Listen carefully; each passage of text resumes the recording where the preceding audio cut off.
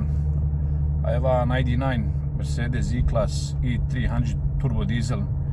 It's a M606 engine.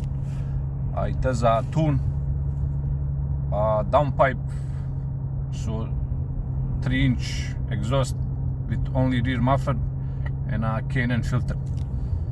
Maybe 240, 320, 350 torque. You're gonna do 0 to 100.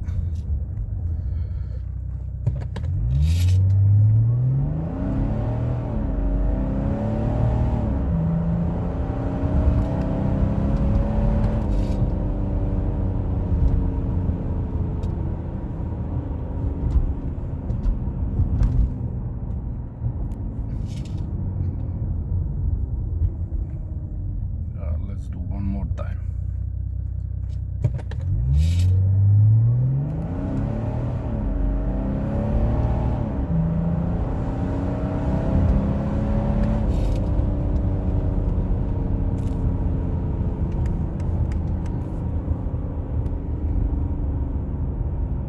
Thank you everyone for watching, and see you next time. Ciao.